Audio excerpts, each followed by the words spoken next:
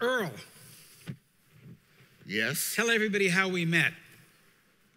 Well, Larry, as you're aware, and maybe some of the people aren't aware, you were in prison. And we met in prison. We met in prison. Very strange circumstances. You came in with a group of people. One guy had a propeller on his hat, and the that inmates, would be Wavy Gravy. Wavy Gravy came in, and very strange because we didn't expect that. The monks came in with you, and when the inmates saw you and the Tibetan monks, the Tibetan monks, and when they saw you and the Tibetan monks come in, the inmates left. They were not happy that you were in their chapel. So wait, the Tibetan monks and the hippies frightened the inmates at San Quentin. Yes, and I thought it was going to be a very simple evening. I thought we would have a little fun. You said the monks had felt some need of trapped souls in this place, and they didn't know what the prison was. And so I get this call from Danny Rifkin. I say, sounds great. You guys come in. What I didn't do was check with the inmates and say, we're going to do this. I thought it was the right thing to do. When I saw you, Wavy Gravy sort of leading a group with the propeller, and I think he had his fish with him, and I'm like, what have I done? But wow, what an exciting evening. It changed the lives of so many people in that 2-hour period. The monks came in, and the inmates said, we're not going to sing. You remember that, Larry? And they left. They went to the side room, and I said, we don't want them in our chapel. And for me, it was like, why? If you're so comfortable in your faith, if you know what you believe, why should you be offended about anyone else and what they believe? I believe that sometimes people are held hostage by their faith and their beliefs, and they don't allow themselves to expand beyond the borders of that being held hostage. When you came in with the monks and Ram Dass and everyone else, it was like, what is going on? Yet when the monks started to chant, when they started to sing, the inmates that had left started to come back because they heard something that they had never heard before, and they sensed something. And when they started to sense something and sense that, you remember they said, we want to sing now, after they did. And it just opened up so many avenues of, you guys started to hug our inmates, and they were hugging each other, and it wasn't just the people coming in hugging each other, but you were hugging guys that may not have been hugged for years. And there was the tears coming out, and as they got up and started to sing Amazing Grace, well, tears flowed everywhere. But it was that opening of the door and you wanting to come in that really changed things. So I want to start this off by way of introduction of Reverend Earl Smith, Chaplain Earl. That night, I saw something I'd never seen before. I'm quite familiar with clowns walking around with propeller beanies on their hat.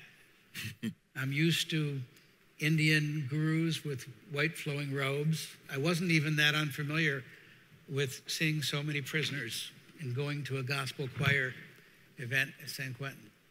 What really happened is that Earl stood up when there was so much fear in the room, and the Grateful Dead was in one corner, and the Tibetan monks in another, and the Seva Foundation group in a third. It was as far away as you could possibly get when you're in a chapel in prison. We were kind of pushing against the wall, and it was a segregated, self-segregated moment. And Earl stood up there and he said, all right, now, I want to see everybody hug somebody, but I don't want to see any black guy hugging another black guy.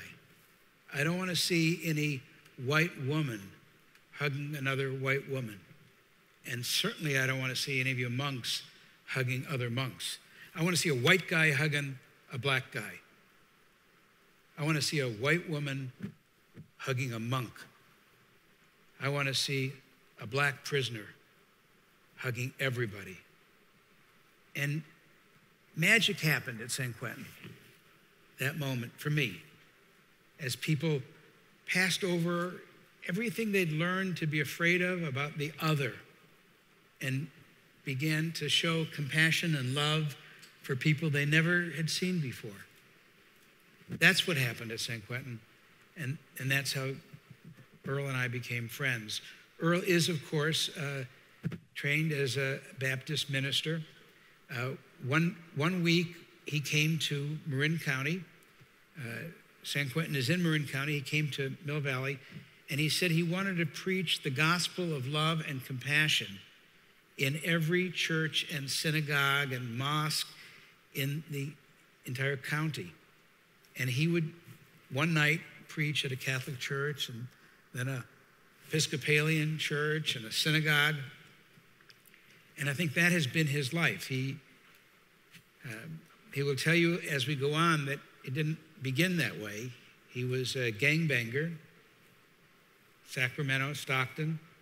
He was shot 6 times. He spent time in prison himself. And then he found God, he found Christ. And he became a minister. And this experience that he had didn't make him bitter. It didn't make him want to get back. It made him want to give back. And becoming, I think, the chaplain at the San Quentin prison, after having been in prison, was one of these great circular ironies of his life. And now he's in the center of one of the biggest controversies in the country.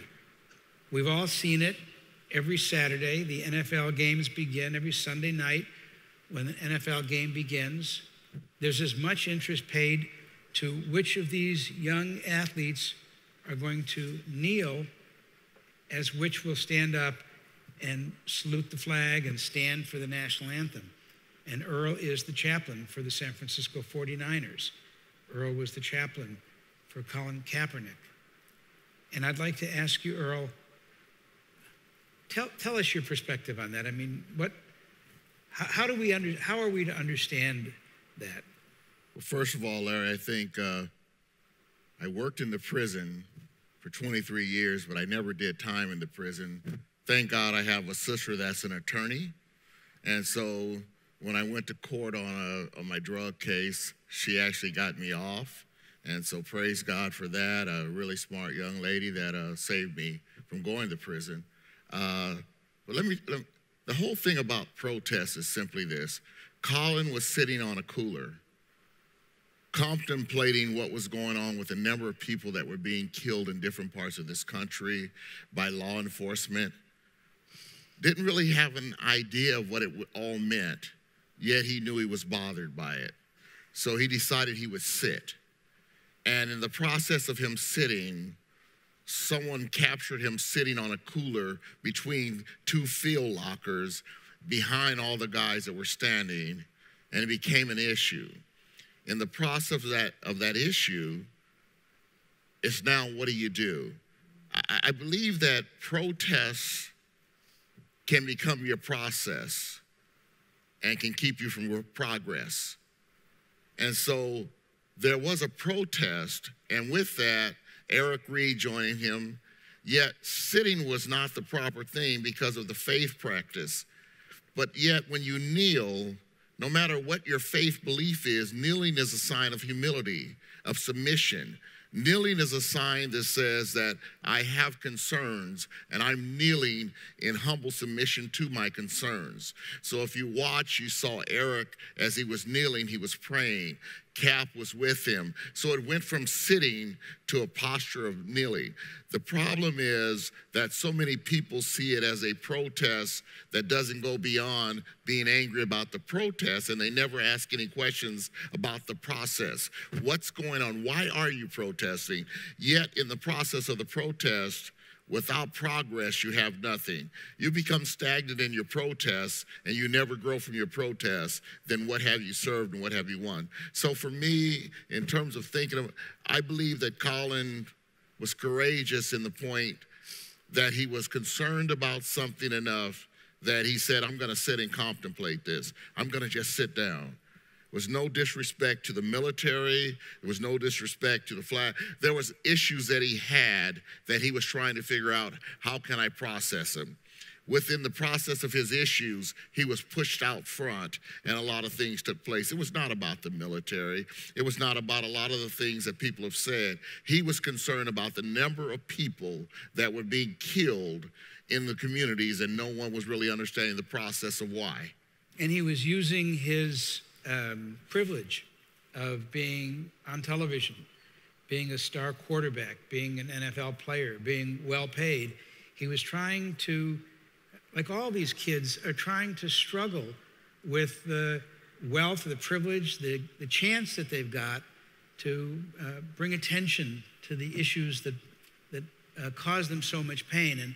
And Iris, you work at Resource Generation, which is an organization that works with young people of wealth, young people of privilege, and you try to get them to understand and become very successful social action philanthropists.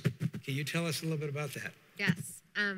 So at Resource Generation, we work with people age 18 to 35 who identify as being within roughly the top 10% financially, who care about affecting long-term social change through moving money and resources, doing it together, as well as supporting issue-based campaign work. We've been around for about 20 years. Is this kind of cutting out a little bit? It's okay. Thank you. Thank you so much. We have 500 members all over the United States, and collectively we move millions of dollars every year to support organizations that are actually creating solutions to issues around social inequality. And we work with people who both inherit wealth, such as trust funds and homes, property, stocks, as well as people who I think a lot of the people, similar as people in the room, who have high earning power, who have disposable income, and who want to leverage that privilege to affect social change.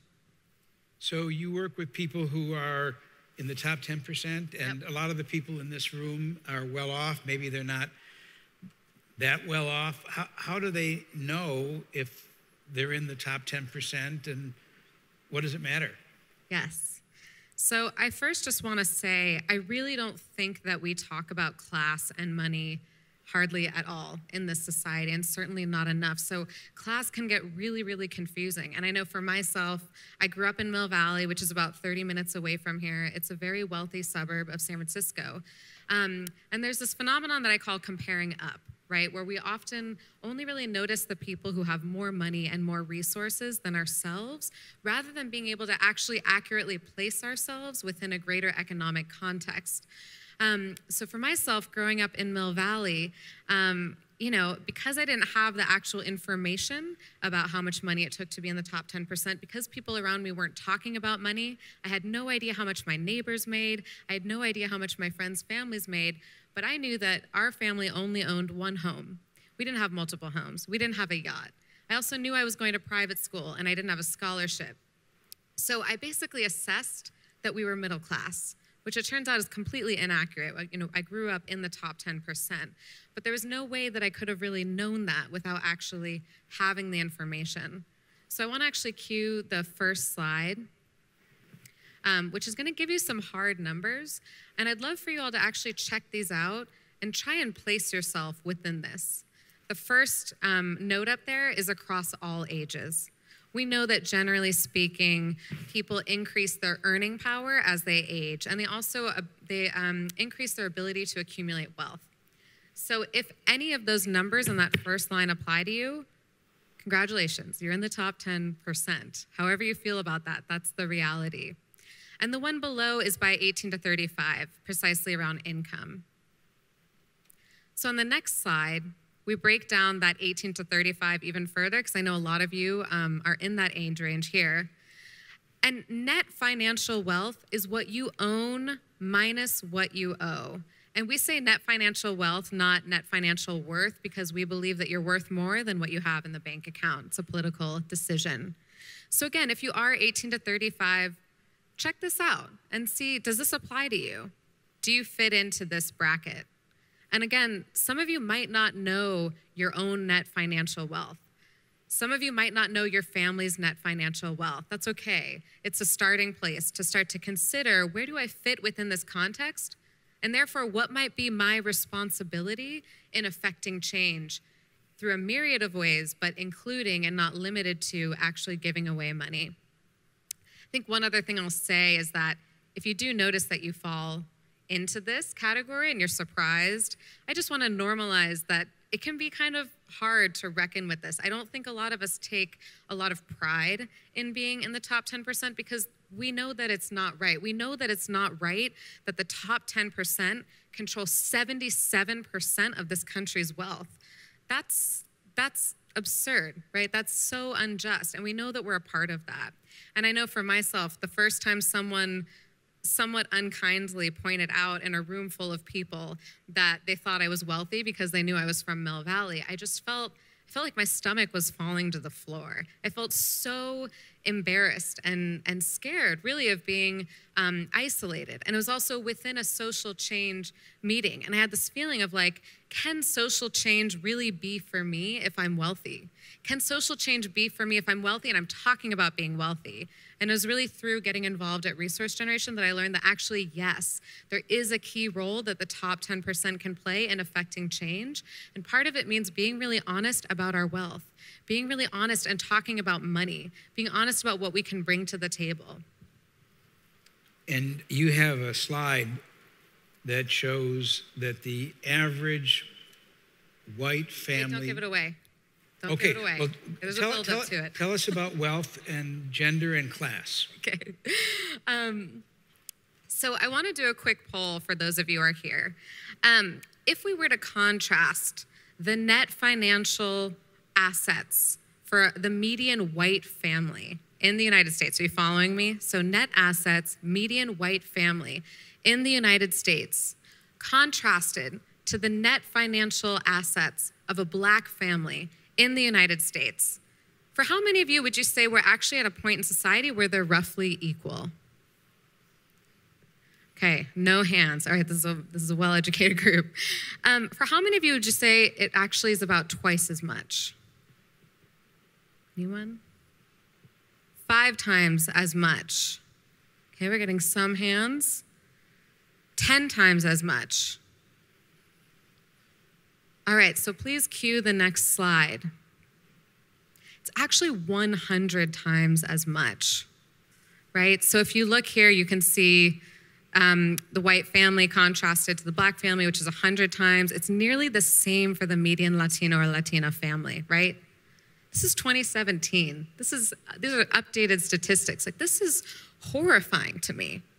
This is not the world that I want to be living in. And I think a lot of us want to believe that we live in a post-racial society, that since Obama, things have, racism no longer exists.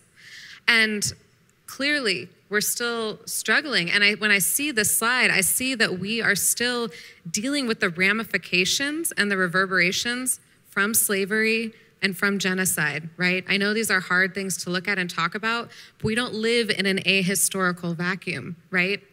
And I don't want anyone to leave the room believing this has anything to do with a lack of talent or brilliance in these communities. There are specific policies that have been put in place historically, AKA slavery is a pretty solid example, people working for hundreds of years not being able to actually make any of the money that they were earning, as well as today. And I'll give you one example of a policy that was placed that changed my life. So how many of you are familiar with the GI Bill? Okay, so some of you. For those of you who don't know, the GI Bill was passed in 1944 to help veterans who fought in World War II to be able to buy their first home, to be able to get trained to do a bunch of different high-paying jobs, to be able to get go to college, right? And so this was a massive transfer of wealth. This was a massive moment of the expansion of the middle class. It changed people's lives. And my great uncle was one of those people who benefited from the GI Bill. He was able to get a home. He was able to develop a career and earn wealth. Supposedly, this bill, it was supposedly for all veterans. And yet, we know because of housing discrimination at the time, because of racism within colleges that wouldn't accept black students, this bill almost entirely only benefited white families, right? And we might think again, well, this is a long time ago. What does this have to do with today? What does this have to do with this slide? In 2010, When I graduated from college, my great uncle unfortunately passed, and I inherited wealth from him that he earned from this bill that was passed in 1944. Every policy we put into place such as these, they affect generations and generations to come. And my generation, we're in the midst of the greatest transfer of wealth in human history. There's $30 trillion being passed from baby boomers to people in my generation. And I believe it's so essential that we direct that money to counteract this slide in particular.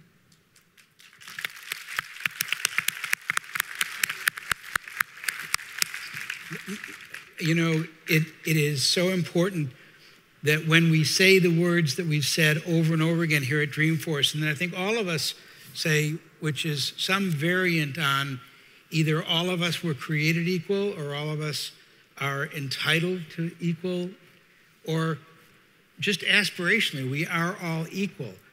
When you see that 100 to 1 differential, you understand how far we have to go. It's unpacking it, and thank you, Iris. It's unpacking it in these terms for our minds to begin to understand what the course of action is that we have to follow. And you have one more slide? Yes, so I want to take this a little bit further and talk also about gender in a moment.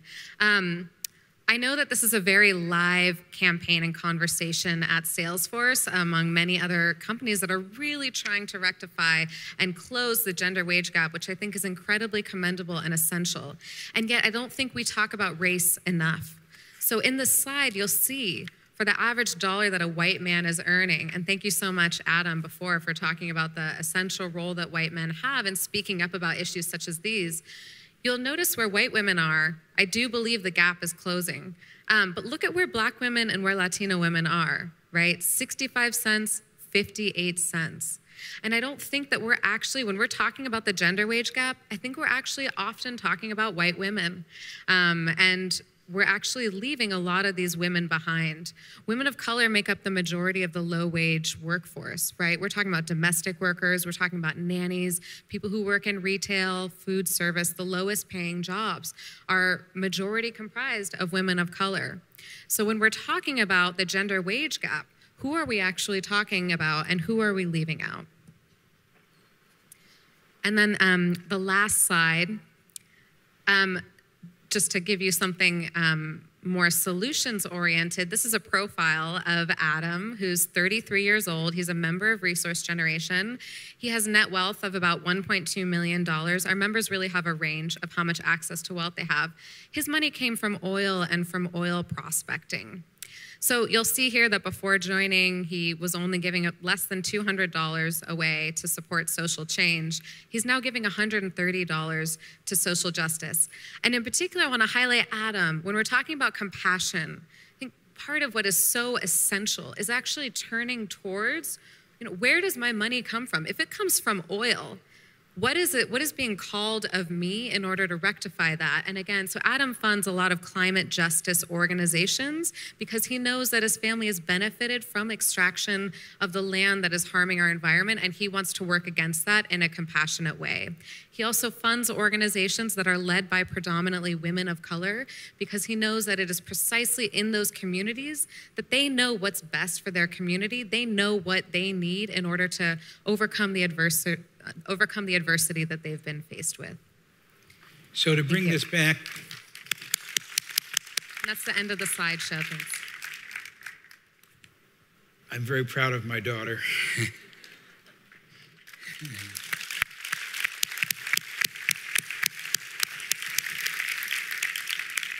Good job, Georgia. So let's try to bring this back. If you're a professional athlete, a high percentage of professional athletes are Black. The average salary income for a rookie is in the high hundreds of thousands of dollars a year, certainly in the top 10%. Many of the most famous stars in the NFL or the NBA are in the top 1%. So you look back on where you came from, and you're looking back at people whose net wealth is 100 times less than you. It's not like 2 or 3 times less. I didn't understand the magnitude. You're growing up in a community, and the county or the city that you're growing up in, you went to church with these same kids, you're leaving and your earning potential's 100, maybe 1,000 times more than theirs. And then you see young black men that are being killed, or you see instances of the effects of racism. It shouldn't surprise us that such a high percentage feel they morally must act. And I wonder, Earl, you've spent a lot of time talking about these counties that, the same counties that feed the prison system, the same counties that feed professional athletes. And maybe if you would just talk a little bit about your experience that way. Well, one of the things we find is that the feeder, if you look at the states that have the largest prison populations, you look at Texas, California, Alabama, Louisiana, if you look at some of these states that the prison, Mississippi, the states where the prison, Florida, where it's just sort of, that's the states. But also, what you have to understand with the prison populations, the feeder counties for those prisons are also the same feeder counties for professional sports. So the guys that end up in prison, in many cases, are the friends of the guys who end up in professional sports. So when you speak about activism, or you speak about why are they doing this, or you speak about their wealth, prison, I was talking to you earlier about this whole notion of incarceration, and I hear this over and over again, and we're saying when a guy gets to prison, he's incarcerated. He's not incarcerated when he gets to prison. He's incarcerated by economic situations, by generational situations, by environmental situations, and sometimes as a byproduct of those, they become detained in man-made facilities. Well, by the same notion, there's guys that don't end up detained in man-made facilities, but they're professional athletes. And we say, great, you made it. What did they make? What have they done? Because at the end of the season, they still go home. At the end of the seasons, they're still related to many of the people that find themselves detained in these facilities. So in order to get a better grasp of it, you have to understand they haven't come from some weird place that no one knows the name of. And these guys who are in prison don't get out and go back to ex-Conville. They go back to the same communities they came from. And many times what happens is we want to put these guys that are in the, as I said, the 1% because they make all this money. Well, wealth without knowledge is what? It's ignorance. Yeah. And Earl, you're doing something. Yeah. Let's give these guys real support, because you're seeing real compassion in action as trying to understand the problem, unpack it, and then do something about it. And each of you are doing some fascinating things. Earl, tell us about CARE and the program and what you're doing. Well, CARE, what I want to tell you first about this whole notion of compassion in action. There's an organization that I work with called Convoy of Hope. And I wanted to talk about that for a minute, because this organization was founded by a guy named Hal Donaldson, and his dad was killed by a drunk driver. And he had this whole notion as he grew up of going from being homeless to being on GA that he needed to help other people. So the reason I wanted to mention this is because with the 49ers, we do a program where we bring people from the community in, and we actually help them. We give them health screenings, we give them haircuts, makeup, we give them food, and this is all through Convoy of Hope, through Hal's organization. But also with CARE, as you mentioned, the thing that's fun for Angel and I, who started this organization. Angel's my wife, as Larry knows. The thing that's really exciting for me, CARE is concerned about recovery education. And the thing that we really build on is the notion that when people come out of prison, if they're not educated to reenter society, society is the worst. When you're incarcerated and you go to prison, except someone come in and give you the tools necessary and equip you to come out, you're at a disadvantage. So concerned about recovery education takes those tools in. We have one of the acronyms called AIR, accountability, integrity, responsibility. Because usually what happens is you're used to breathing toxic air when you're in the facility. You're used to breathing toxic air. As a result of that, you become confined. care. And the thing that we're doing that we're really excited about right now, we're doing transitional housing for men and women that are coming out of prison. We're trying to build these networks where we can equip men and women who are coming out of prison with the tools. When they get out, many of the streets that they remember have been renamed. The communities they're told to go to, their families don't live there anymore. So we need to do something with them. So that's really one of the things we're doing. We're going back into juvenile facilities. We're teaching programs. We're teaching accountability courses that are helping men and women prepare, as well as juveniles, prepare for reentry. And I think it would help all of us to have a different view on what some of these young men are doing. And they're very young men who are professional athletes.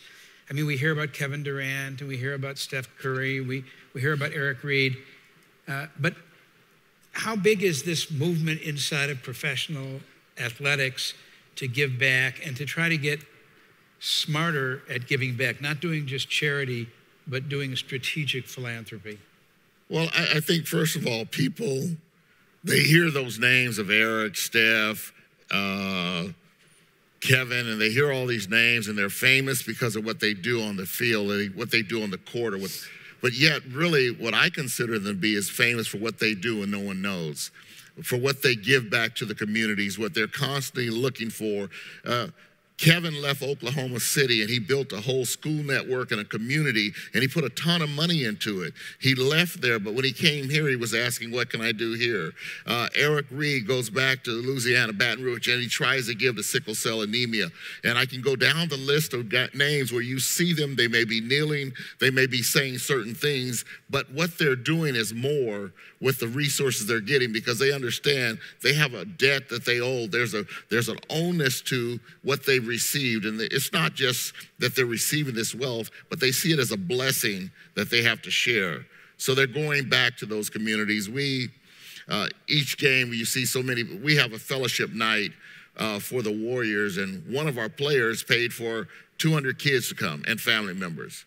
And that's a lot of money that he put, but he says they need to be able to come to this arena and see, and it's Andre Iguodala, he wanted them to see what it's like to come to an arena and see the people working together, see them playing, and benefit from an evening away from their environment, their communities. Kids from foster homes, from group homes, from socioeconomic situations, you say, they couldn't get there without that. So there are a lot of guys that are helping. And you may see, if you ever watch a Warriors game, watch the NBA game, you see, kind of an ad for an organization called Nothing But Net, which Steph Curry is involved in. And it always shows a photo of him shooting a three-pointer, and it goes in only nothing but net. But what nothing but net really means is that the bed nets that are distributed throughout Africa, that are impregnated with insecticides, when those are put into a community and protecting the sleeping area of people in those villages, they don't get bit by the Anopheles mosquito, and they don't get malaria. They're not bit by the Aedes aegypti, and they don't get dengue and chikungunya and these other diseases. So Nothing But Net is his way of talking about being a basketball player involved in nets, but it's funding a huge number of these bed nets that are giving away free now. And I just thought that was a wonderful way for him to blend his work and his philanthropy. And Iris, maybe if you would just dwell down a little bit more on the difference between the kind of giving away money or charitable activity that we need and becoming a strategic activist in using your philanthropy. Yeah. So at Resource Generation, we really think it's important to delineate between charity and social justice philanthropy. We really believe that both are absolutely essential ways of treating social problems, but we have to do both. We see charity as treating the symptoms of a problem, and social justice philanthropy is really getting at the root cause. Why is there this problem to begin with? So I think this is best illustrated by an example. Let's say that there's an epidemic of asthma among children and young people in the Richmond. This is a true hypothetical. a charitable approach might be to go into that community and fund a hospital in being able to expand their capacity to treat these young people who have asthma. And as someone who has asthma, I can't stress that I think it's absolutely essential that people with asthma get immediate medical care. However, what's missing in that approach is this question of why. Why do all of these children have asthma? What is going on to actually cause this? And upon investigation in that community and deep listening and engagement, the strategic social justice philanthropist might learn that young people are getting asthma because there's a Chevron oil refinery that's been built nearby. And therefore, they might shift or expand their approach in how to tackle this problem by supporting organizations that are actually advocating to get rid of that oil refinery, that are actually working to create alternative economies that aren't based on oil and fossil fuels, so that we're not always just treating the symptoms, we're actually getting ahead of the game and really preemptively creating the long-term solutions that we really need. And, you know, I think similar with the Sonoma fires, I've really appreciated that video and this fundraising, which again, you know, we had family that was affected by these fires. It's so essential that we do rapid response. I think our society is really good at rapid response, right? There's this huge crisis. Millions of dollars get moved immediately to support people who are in a visible crisis. And yet why? Why do we have fire after fire in California? Why are these fires increasing in their rates? We know it's connected to climate change. And therefore, what are we actually doing to prevent this increase in climate disaster? We don't always want to be on the defensive of responding to disaster after disaster. We actually want to get into the offensive, right? We want to get ahead of the game by funding organizations that are creating solutions to climate change, to racism, to these huge inequities that are causing these problems, rather than just wanting to treat the symptoms.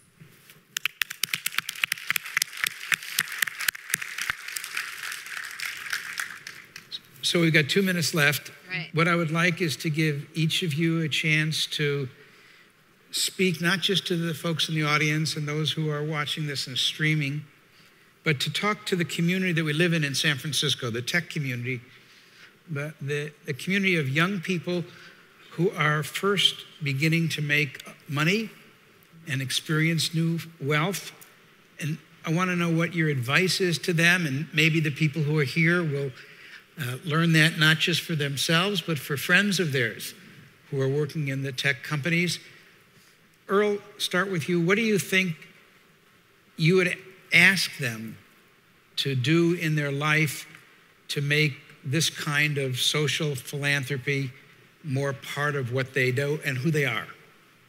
I would ask you to consider your neighborhoods, consider the men and women and children that are detained in correctional facilities.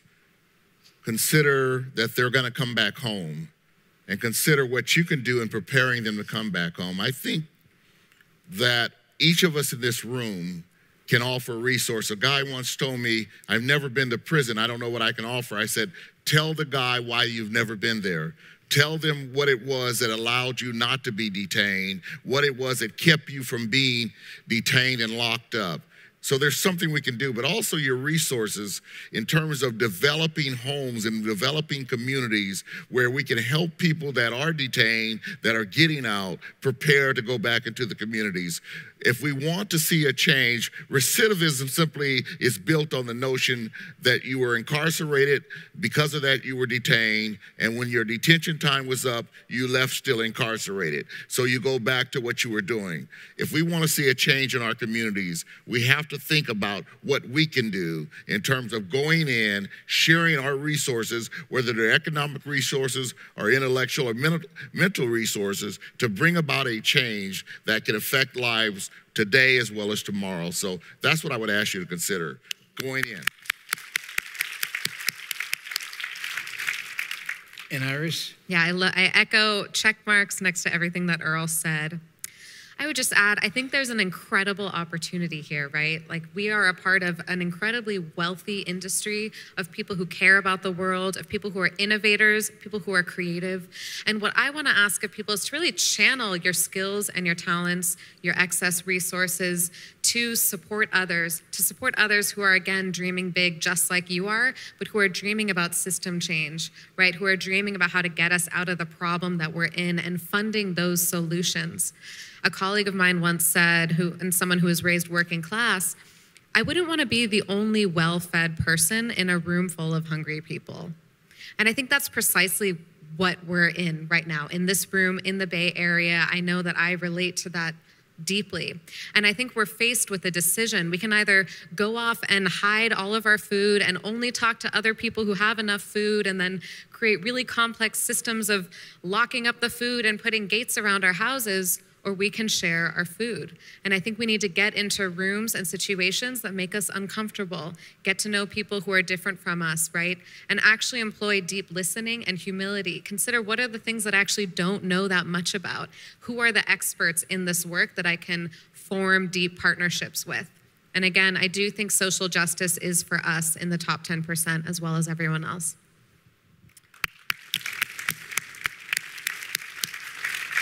I want to thank both of you, Earl. I want to thank you for all the work you've done in prisons, that you've done in all over the Bay Area, all over the world. I want to thank you for your book, which I didn't mention before, Prison Chaplain? Death Row Chaplain. Death Row Chaplain, all right. Remember that title, Death Row Chaplain. And Iris, I want to thank you for everything that you are and what you've become. And I want to thank everybody in the audience for coming today and for sticking it out. I know that when Metallica left the stage, there was this natural feeling that the concert was over, but I think we've learned so much that makes this one of the most valuable sessions of all. So join me in thanking everybody. Larry, I'd just like to thank you. Yeah, thank you all so much. Iris and I, we're so proud of you and what you're doing and the work that you continue to do and the lives you continue to affect. And from both of us, we want you to know how proud we are of you. Thank you. Thanks, everybody. Thank you all so much.